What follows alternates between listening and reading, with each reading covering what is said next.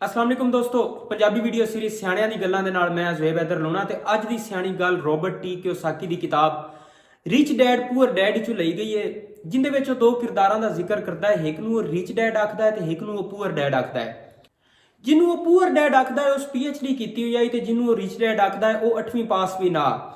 दोवें बेहतरीन शख्सियत दे हामिल आन और दोवें ज़हीन और अपने अपने शोबे दे माहिर आन। लेकिन एक जो फौत होया है तो उनकी फैमिली नूं हस्पताल का बिल देवन भी पहाड़ दिसदा पिया ते दूसरा जो फौत होया है वो अपनी फैमिली वास्ते अपने खानदान वास्ते करोड़ों डॉलर छड़ गया है। इत्थे सवाल उठता है कि जो दोवें अपने अपने शोबे के माहिर आन तो उन्हें पूरी जिंदगी मेहनत की है तो एक गरीब क्यों रह गया तो एक अमीर क्यों हो गया।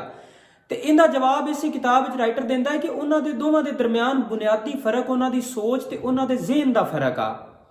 जदों दोवां कोई शै खरीदनी होंदी आई तो एक सोचता कि अगर कोई चीज़ महंगी है तो वह सोचता कि मैं ये नहीं ले सकता, दूसरा सोचता कि मैं ये शै किवें ले सकना। जिहड़ा सोचता कि मैं शै नहीं ले सकता वह अपने दिमाग नूं उत्थे ही बंद कर दिंदा, वो एक नतीजे ते पहुंच जाता कि बस मैं शै नहीं ले सकता। ते दूसरा जिहड़ा ये सोचदा कि मैं शै किवें ले सकना वो अपने दिमाग नूं नवे नवे रस्ते लभण ते ला दिंदा कि किस तरह मैं चीज़ खरीद सकना। ते इहदे विच जिहड़ा किरदार रिच डैड है वो ये समझदा हा कि जदों मैं अपने ज़हन नूं नवे नवे रस्ते तलाश करन ते लमना ते मैं अपने ज़हन नूं इस्तेमाल करना ते ज़हन नूं मैं जिन्ना रोज़ाना इस्तेमाल करना उन्ना मेरा ज़हन रोज़ाना मजबूत हुंदा है ते जिन्ना मेरा ज़हन मजबूत हुंदा है उन्ने मेरे कामयाबी दे जिहड़े मौके ने वो वध जांदे ने। तो आंदा है कि जिस तरह एक बंदा जिम में जाता है वो सेहतमंद रहिंदा है, रोज़ाना वर्जिश करता है, उनकी सेहत अच्छी रहिंदी है। दूसरा जिहड़ा हर टाइम सुत्ता रहिंदा है, बैड ते पिया रहिंदा है, उनकी सेहत बड़ी जल्दी खराब हो जाती है। बिल्कुल इस तरह जिहड़ा ज़हन रोज़ाना इस्तेमाल होंदा है वो ज़हन चलता रहिंदा है, वो ज़हन नवीं नवीं चीज़ां सोचता है, वो मुश्किलात दे विच मुश्किलात दा हल लभदा है।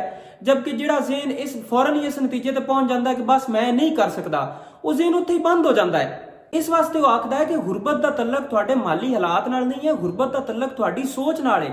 अगर तुहाडे माली हालात खराब ने लेकिन तुहाडा जिहड़ा ज़हन है वो काम करदा पिया है, तुसीं ज़हन नूं सोचण ते लंबे हो तो तुहाडे माली हालात बेहतर हो सकते हैं। वो तुहाडा एक वक्ती जवाल है।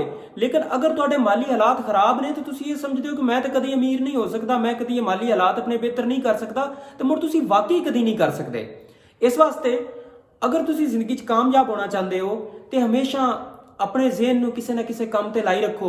हमेशा ये सोचा करो कि कोई भी मसला है तो इनका हल किंज निकल सकता है, या किसी भी सिचुएशन दे विच कोई भी चीज़ है वो किंज की जा सकती है। जो तुसीं क्यों ते किंज ते ज़हन नूं ला दिंदे हो ना उदों तुहाडा ज़हन काम करता है तो उदों नहीं तुसीं कामयाब भी हो सकते हो। उम्मीद करना तुहानूं इस वीडियो च कुछ ना कुछ सीखण नूं जरूर मिलिया होएगा।